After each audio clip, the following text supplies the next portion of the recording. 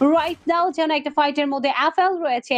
সেই জায়গা থেকে এফএলরাও বেশ ভালোভাবে ডমিনেট করে যাবে। ফোর্জে সেকশনে ৩ টি দল দাদা জাসি ট্রয়ের একটা ফাইট হচ্ছে আমাদের ফোর্জে। ইয়েস, অবভিয়াসলি এখানে কিন্তু এফএল রয়েছে, ইউসি অ্যাডভেনকে দেখতে পারবো, ইউসি থরটাকেও দেখতে পারবো এবং আরো একটি দল কিন্তু ফ্রন্টেডে রয়েছে। তো ব্যাটলটা কিন্তু আসলে বিগিন হচ্ছে এইখানটাতে। একদিকে আরএক্স, একদিকে এফএল, অন্য ঠিক পাশেই যেন অপেক্ষা করছেন। বাট ইউসি আর্ডেন আমার কাছে মনে হয় না খুব একটা বেশিক্ষণ সময় পর্যন্ত টিকতে পারবো। অলরেডি থেকে স্পট করে রয়েছে, নাইট থেকে যদি ফ্রন্টের থেকে অ্যাটাকটা থাকে এবং ব্যাক অফ থেকে যদি এফএল এর কোনো একজন প্লেয়ার ঘুরে আসে, তখন কিন্তু অ্যাডেনের আর সুযোগ থাকবে না। আরএক্স অলরেডি কিন্তু প্রেসারাইজ ক্রিয়েট করার চেষ্টা। অ্যাডেন ভিতরে ঢুকতে চান, নিজের প্লেয়ারকে রিকল করতে চান এবং সেই কাজটাই তিনি আসলে করতে চাচ্ছেন প্রপারলি।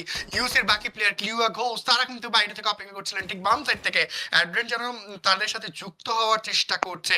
বাট এই ফাইট আসলে কি রকম চিন্তা হচ্ছে ভাই? এই মুহূর্তে এফএল থেকে মুহিবকে দেখতে পাচ্ছিলাম খানিকটা এইচপি তাকে লুজ করতে দেখেছি। সুপার মেডিকেটের ব্যবহার, তিনি তার হেলথকে রিকভার করার চেষ্টা, শেষ পর্যন্ত কভার ফাইট একটা এনশিওর করতে চাইবে।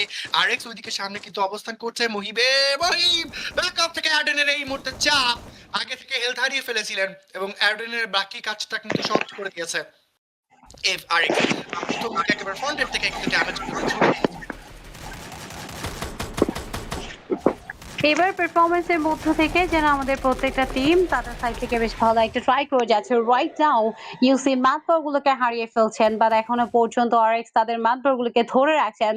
ফ্রন্টের মধ্যে এটিএস এগিয়ে আসছে প্রপারলি নিজেদের কিল পয়েন্ট গুলো কালেক্ট করার জন্য। কস্ট আরো একবার ব্যাক আউট করে ফেলেছেন।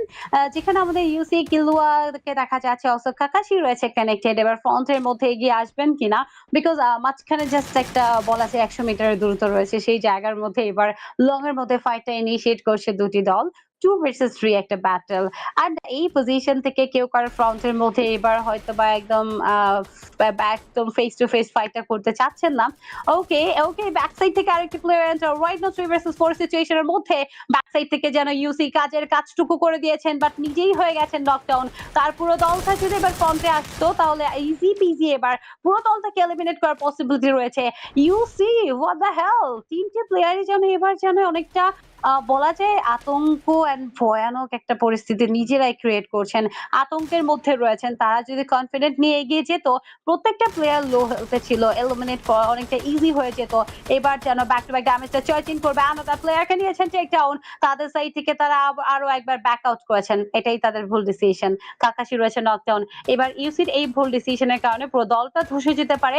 লাস্ট দুটি প্লেয়ার রয়েছে কিলুয়া এন্ড গোস্ট, এন্ড এবার ট্রাই করছে একটা আলটিমেট ব্যাটল ইনিশিয়েট করার জন্য। Right now 2 versus 3 situation. পুরো ফাইটটা ঘুরে গিয়েছে দাদা। জাস্ট একটা জিনিস লক্ষ্য করেন, কিছুক্ষণ আগে আরএক্স এর ছিল 3টা প্লেয়ার, সেখানে ইউসি ছিল 4টা প্লেয়ার। রাইট নাও ইউসি একটা প্লেয়ার হয়ে গেছে। 1 ভার্সেস 3 সিচুয়েশন। এবার ব্যাক আউট করা ছাড়া আর কোনো ওয়ে থাকছে না ইউসির কাছে।